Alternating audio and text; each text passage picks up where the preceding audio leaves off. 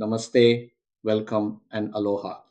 Welcome to the verse titled The Ultimate Good Satisfying the Master of the Senses. We've learnt about the Supreme Dharma, unmotivated, uninterrupted devotion.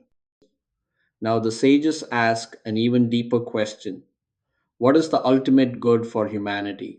Titled The Ultimate Good Shreyas. This verse distinguishes between what feels good temporarily and what is genuinely good for us.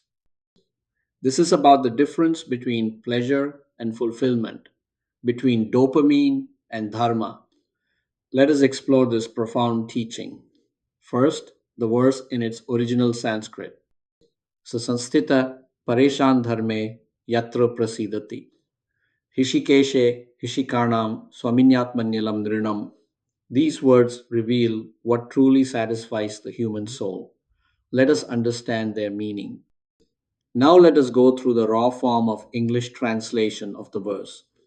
The translation: the ultimate religious practice is that which perfectly satisfies Hrishikesha, the master of the senses and the supreme soul.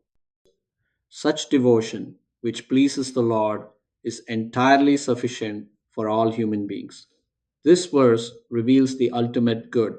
Let us explore what it means. Now let us look at some core teaching of this verse.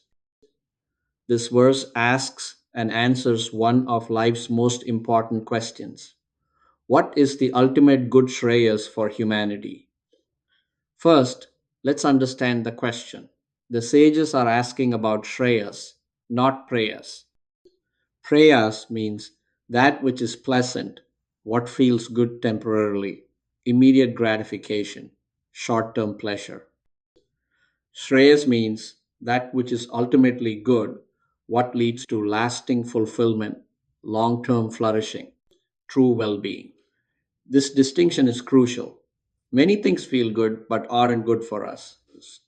And some things that are good for us don't always feel immediately pleasant. The verse answers: the ultimate good is that which satisfies Hrishikesha. Hrishikesha is the name of the Supreme Lord. It means master of the senses. Hrishika means senses. Isha means master or controller. The Lord is the master of the senses. He is also Atman, the supreme soul, the source of all souls. The verse says, Yatra prasidati, when he is satisfied, when the master of the senses is pleased. And the conclusion, Alanam, this is entirely sufficient for all human beings. Think about that. Entirely sufficient. You don't need anything else. If you satisfy the Lord, you've achieved the ultimate good. This is the teaching. The ultimate good for humanity is not satisfying our own senses, but satisfying Hrishikesha, the master of the senses, when he is pleased. That is entirely sufficient. We spend our lives trying to satisfy our senses, but the senses can never be fully satisfied. They always want more. But when we satisfy the master of the senses, we achieve complete fulfillment. Now let us look at some modern scientific parallels. This ancient wisdom connects to modern understanding of human flourishing. First, consider Aristotle's concept of eudaimonia. Aristotle distinguished between hedonia pleasure and eudaimonia flourishing, living well, the highest human good. This is exactly the distinction between prayas and shreyas, between what feels good and what is genuinely good. Second, consider Abraham Maslow's hierarchy of needs and the concept of self actualization. Maslow showed that human beings have needs beyond basic survival and pleasure. We need meaning. We need to realize our full potential. We need transcendence. The verse points to satisfying the Supreme Soul Atman as the ultimate fulfillment of human potential. Third, consider modern positive psychology and Martin Seligman's PERMA model. Seligman identified five elements of well being: positive emotion, engagement, relationships, meaning, and accomplishment. Notice that only one of these positive emotion is about feeling good. The others are about meaning, purpose, connection, and growth. The verse teaches that satisfying the Lord integrates all of these and goes beyond them to complete fulfillment. Let us now move on to some practical application as it relates to this verse. How do we apply this teaching in our daily lives?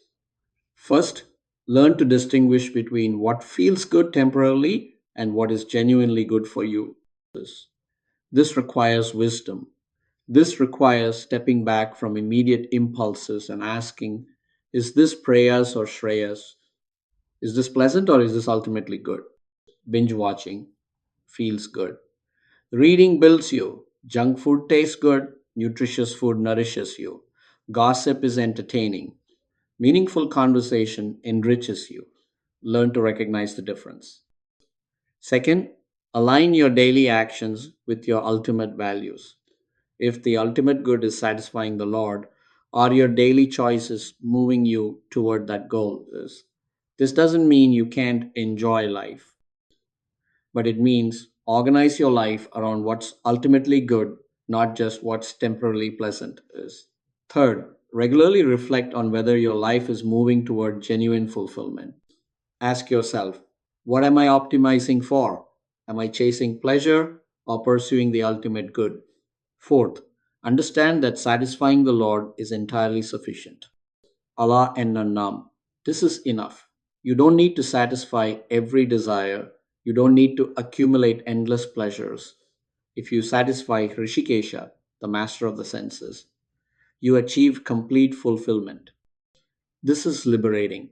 You don't have to chase everything. You can focus on the one thing that's ultimately good. Now let us look at how this verse can help our young people. Yes.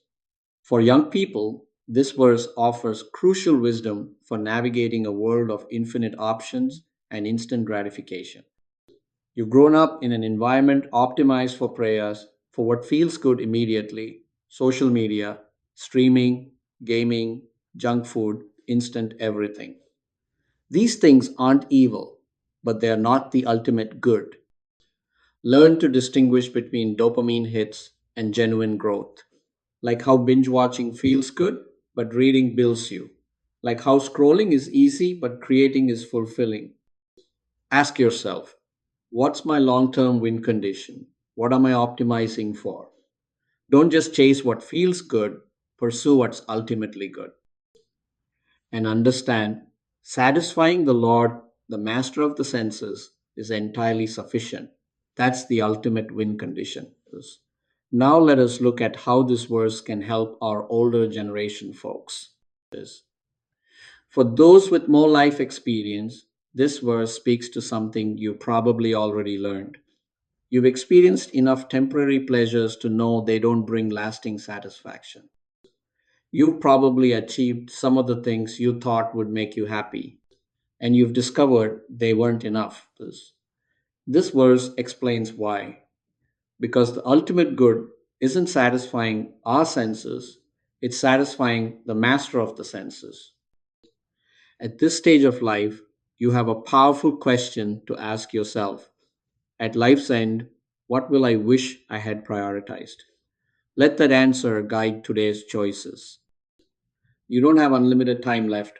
Don't waste it on prayas, temporary pleasures. Focus on Shreyas, the ultimate good. Satisfying the Lord is entirely sufficient, and you have the wisdom now to understand that. In conclusion, we can say this verse of the Srimad Bhagavatam reveals the ultimate good for humanity, not satisfying our own senses, but satisfying Hrishikesha, the master of the senses, the supreme soul. This is Shreyas, not prayas, the ultimately good, not just the temporarily pleasant. And when we satisfy the Lord, that is entirely sufficient. We don't need anything else. This is the path to complete fulfillment. This is the ultimate good. Thank you for exploring this with me. Thank you, Namaste, and Mahalo for joining me in this exploration of this verse. The ultimate good, satisfying the master of the senses is. Now we will move on to the next verse.